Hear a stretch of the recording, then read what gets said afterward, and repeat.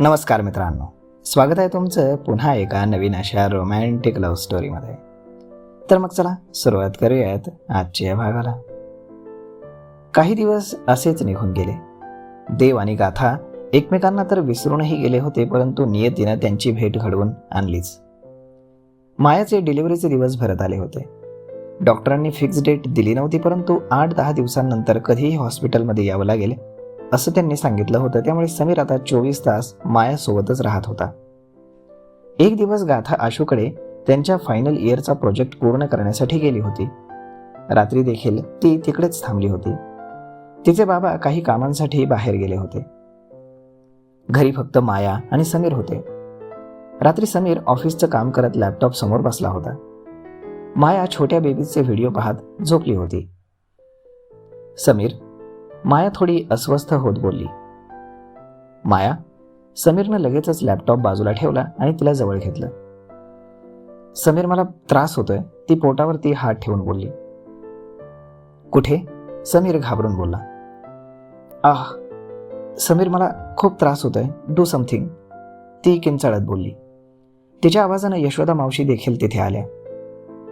माया, बाळा काय झालं? मावशी, मला पोटात खूप दुखतंय, माया रडत बोलली. मग मावशीने तिच्या पोटाला नीट पाहिलं तर बाळ खाली उतरत होतं. अरे देवा, बाळ बाहेर यायची वेळ झाली, मावशी काळजीनं बोलल्या. पण डॉक्टर म्हणाले की अजून 10 दिवस वेळ आहे मावशी, समीर बोलला.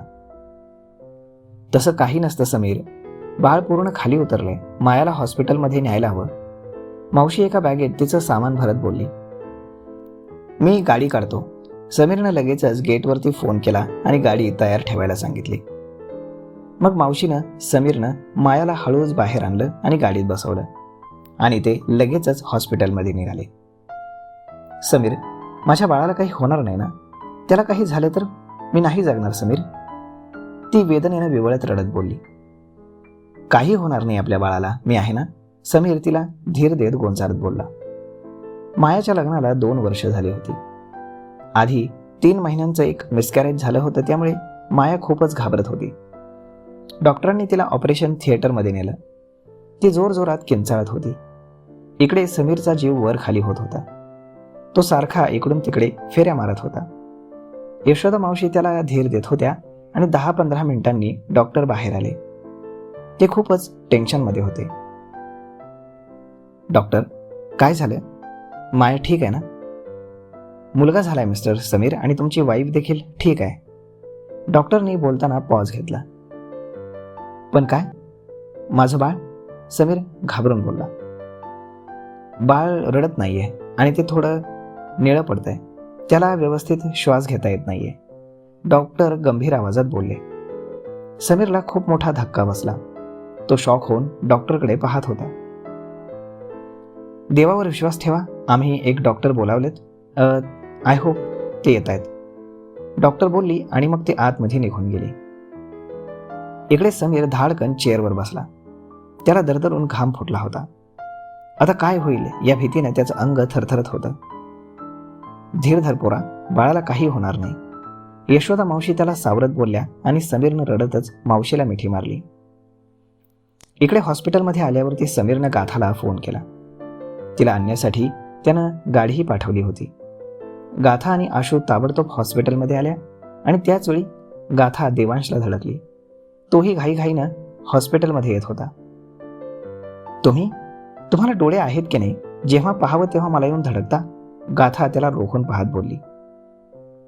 Shut up. तिच्या बोलण्याला इग्नोर करत देव गडबडीनं ऑपरेशन थिएटरकडे गेला. थिएटरच्या बाहेर एक डॉक्टर त्याचाच वाट पाहत होता. Thank you doctor, please come. ती डॉक्टर देवला आत घेऊन गेली आणि त्याच वेळी गाथा तिथे आली. जिजू, गाथा समीरला पाहून बोलली. गाथा, तिला पाहून समीरला अजूनच रडू आलं. काय झालं जिजू? ताई ठीक तर आहे ना? गाथा काळजीनं बोलली. माया ठीक आहे, पण बाळ रडत नाहीये, यशोदा मावशी बोलली. बाळ झालं? गाथा खुश होत बोलली. हो, पण त्याला काहीतरी प्रॉब्लेम आहे, तो श्वास घेत नाहीये, समीर बोलला. डॉक्टर म्हटल्या की बाळ निळं पडतंय, यशोदा मावशी डोळ्यात पाणी आणून बोलल्या. हे सगळं ऐकून तर गाथा खूपच घाबरली. तिच्या डोळ्यातनं अश्रू बाहेर येऊ लागले. आधीच मायाने तिचं पहिलं बाळ गमावलं होतं, तेव्हा तिची तब्येत फारच बिघडली होती. खूप सांभाळलं होतं सगळ्यांनी तिला.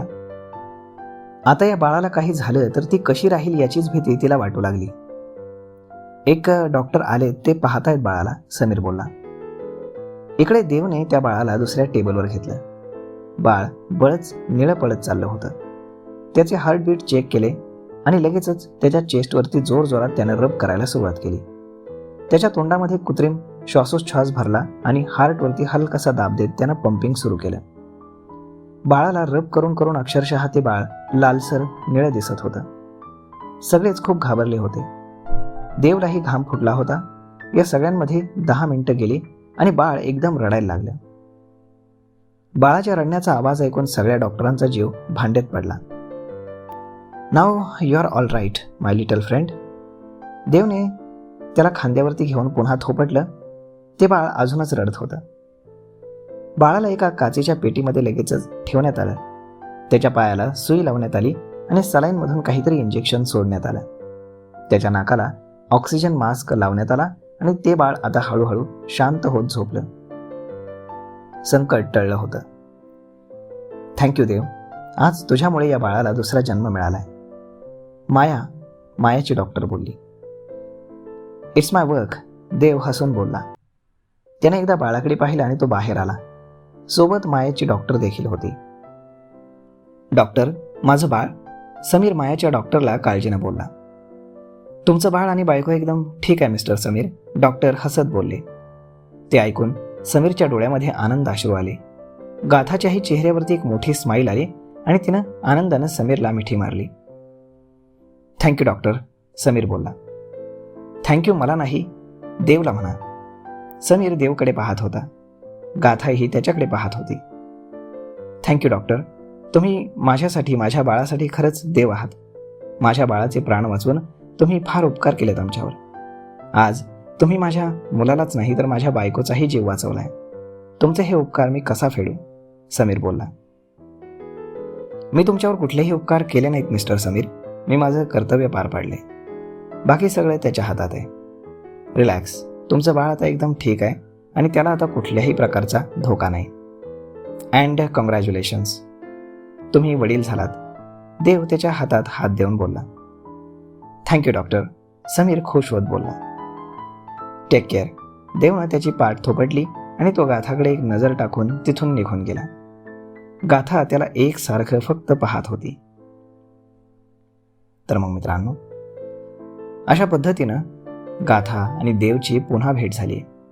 पाहूयात की पुढे काय होतंय ते. तोपर्यंत तुम्हाला आजचा हा भाग, ही लव्ह स्टोरी कशी वाटते हे तुम्ही आम्हाला कमेंट करून नक्कीच सांगा. आणि जर आवडली असेल तर आपल्या जवळच्या मित्रमंडळींसोबत देखील हा व्हिडिओ तुम्ही शेअर करायला विसरू नका. धन्यवाद.